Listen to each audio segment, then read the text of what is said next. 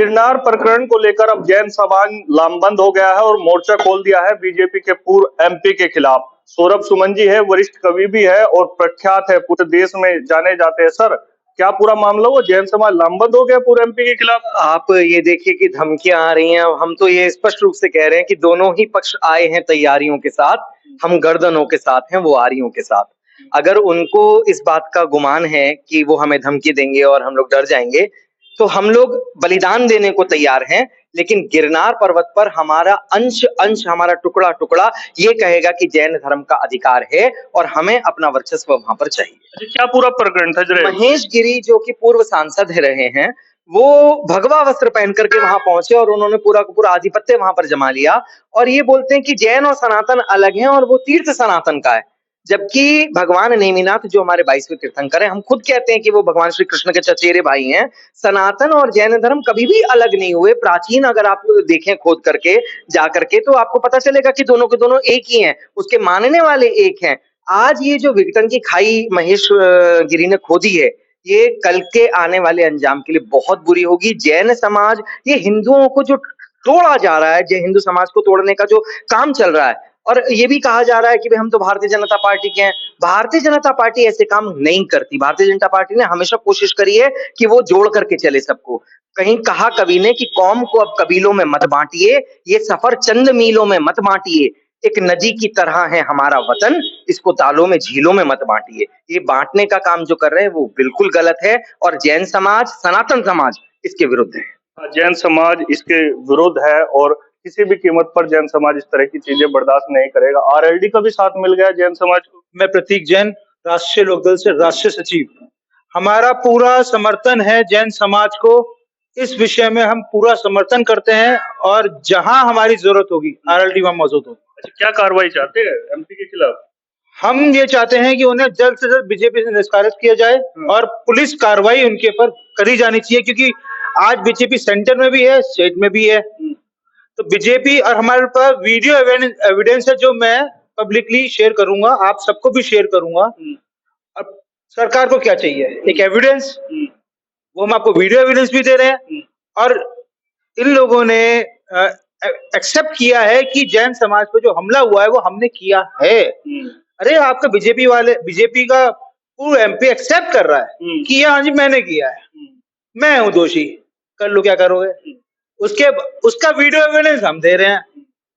तो भी आपकी सरकार अगर उस चीज पे एक्शन नहीं ले रही है, इसका मतलब है कि जैन समाज को आप कमजोर मान रहे हो, जैन समाज को आप हटाना चाह रहे हो, या उनकी वोटें आपको नहीं चाहिए। बिल्कुल, जैन समाज की वोट नहीं चाहिए, कमजोर करना चाह रहे हैं समाज को। संगठन भी अब साथ आ गया जैन समाज के। क्या लग रहा है क्या होने वाला है?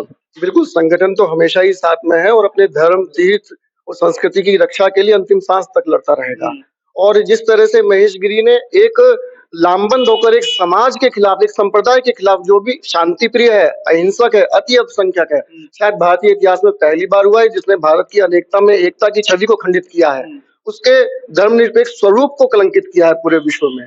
तो हम चाहते हैं कि जिस तरह से उन्होंने सांप्रदायिक सौहार्द बिगाड़ने का, कुछ लोगों को एक पूरे संप्रदाय के खिलाफ भड़काने का और शांति भंग करने का, ईश निंदा करने का जो कृत्य किया है, उनके खिलाफ भारत सरकार, गुजरात सरकार संबंधित आपराधिक मामलों में दर्ज कर उनके खिलाफ सख्त से सख्त कार्रवाई करें।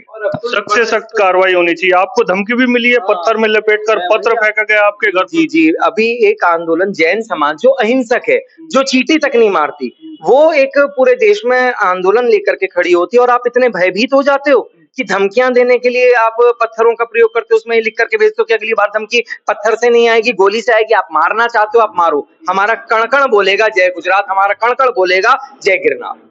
जय गिरनार बोलेगा। लेकिन अब क्या होने वाला है, क्योंकि पूर्व एमपी पर कार्रवाई तो बीजेपी करते हुए नजर नहीं आ रही। कल 400 मुनियों को एक साथ जोड़ करके हम लोगों ने एक बहुत बड़ी सभा करी है ऑनलाइन, उसका संचालन भी मैंने किया और उसके अंदर भी निर्णय लिया गया कि जो मुनिराज जहां पर हैं, जिस क्षेत्र में हैं, वहां की समाज को इकट्ठा करें। 17 दिसंबर को एक बहुत बड़ा प्रदर्शन दिल्ली में होने जा रहा है।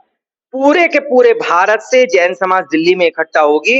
जैसा पहले हुई थी समयशेखर प्रकरण में, पूरा इंडिया गेट अगर दिखाई दे रहा था तो पचरंगे से लबालब दिखाई दे रहा था, उससे भी बड़ा सैलाब इस बार दिल्ली में 17 दिसंबर को आने वाला है। और उस सैलाब को अगर रोकना चाहती है सरकार, उस सैलाब से अगर बचना चाहता है हमारी सरकार या हमारा भारत, तो उनको सुनना पड़ेगा जैन समाज के। हमारा कोई डिमांड नहीं, हमारी डिमांड है कि गिरनार पर्वत पर जैन समाज को स्वतंत्र रूप से अर्घ चढ़ाने की स्वतंत्रता हो, अपनी परंपरा के अनुसार हमें वंदना करने की स्वतंत्रता हो। हमारी मांग गलत कहाँ है? आप एक आधिपत्य वहां पर जोड़ लेते हो और आपकी सेना का एक नायक जाकर के कहता है कि मेरा आधिपत्य है, तो साहब ये तो बर्दाश्त नहीं होगा। हमारे जैन मुनि का वहां पर उनके ऊपर चाकुओं से प्रहार करके प्रबल सागर जी महाराज को पर्वत के ऊपर मतलब लगभग मृत अवस्था में हम लोगों को वहां पर मिले थे। इतने इतने प्रकरण हो गए, इतनी घटनाएं हो गई, लेकिन अब तक गिरनार नहीं सुलझा। तो हम आग्रह करते हैं कि या तो आप माननीय प्रधानमंत्री जी, या तो आप इस बात को समझें कि जैन समाज अर्थ की रीढ़ है। हो सकता है हम दशमलव में हो, पॉइंट्स में गिने जाती है जैन समाज, लेकिन ये जानते हैं कि 33% टैक्स देने वाली समाज ने अगर असहयोग आंदोलन पूरे विश्व में शुरू कर दिया तो ना कोई एनआरआई बचेगा और ना कोई हिंदुस्तान में ऐसा जो टैक्स बढ़ा देता हो। इसलिए चेतावनी है कि जैन समाज को अधिकार जैन समाज के मिलने चाहिए। बिल्कुल, जैन समाज को और जैन समाज का जो अधिकार है वो मिलना चाहिए। ये जैन समाज के जो कवि है वो कह रहे हैं, सौरभ सुमन जैन साहब ये कह रहे हैं। और 17 दिसंबर को एक बड़े आंदोलन की भी तैयारी है अगर पूर्व एमपी महेश गिरी के खिलाफ बीजेपी कोई एक्शन नहीं लेती है। मैं अपने सहयोगी राजन सोनकर के साथ राजू शर्मा, के न्यूज मेरठ।